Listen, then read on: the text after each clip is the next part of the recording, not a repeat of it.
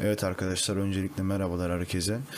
Clio 4 aracımızdan gelen ses sorunlarını birlikte çözeceğiz.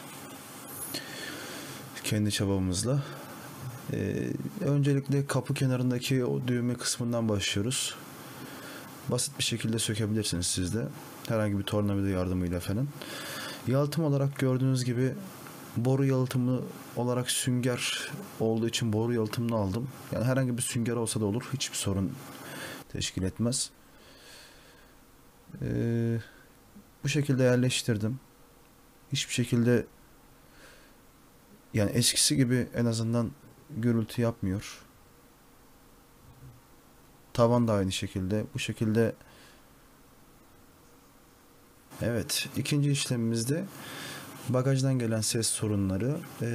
Bu da aynı şekilde sökmeden de yapabiliriz. Hemen arkada görünen plastiğin hemen arasına süngeri sıkıştırıyoruz. Böylelikle ses kesiliyor. Zaten testini yapabilirsiniz. Bu da çok olumlu bir sonuç veriyor bence.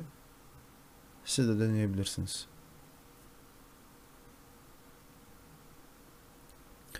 Üçüncü işlem olarak da koltuktan da ses geliyor, arka koltuktan.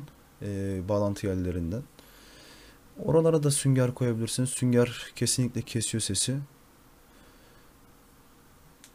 Bu da çok basit bir işlem. Arka koltuğu sadece mandaldan ayırmanız gerekiyor. Başka bir işlem gerektirmiyor yani.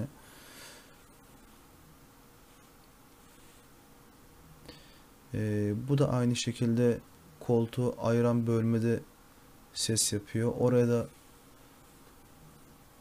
artık çok ufak bir şekilde sıkıştırabilirsiniz. Bunu yapmanıza gerek yok aslında ama yani çok takıntılı insanlar araya ufak bir sünger sıkıştırabilirler. Yani çok aşınma olmaz bence sürekli hareket etmediği için.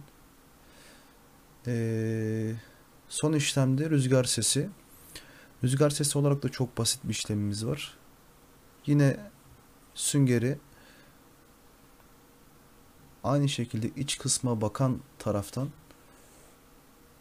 içine yerleştiriyoruz. Yani böylelikle camı sıkıştırmış oluyor aradan. O yüzden sesi engelliyor. Bu da çok büyük bir sorun. Clio 4'te biliyorsunuz ki. Ee, Doğru yere yerleştirdiğinizden emin olun. Kesinlikle.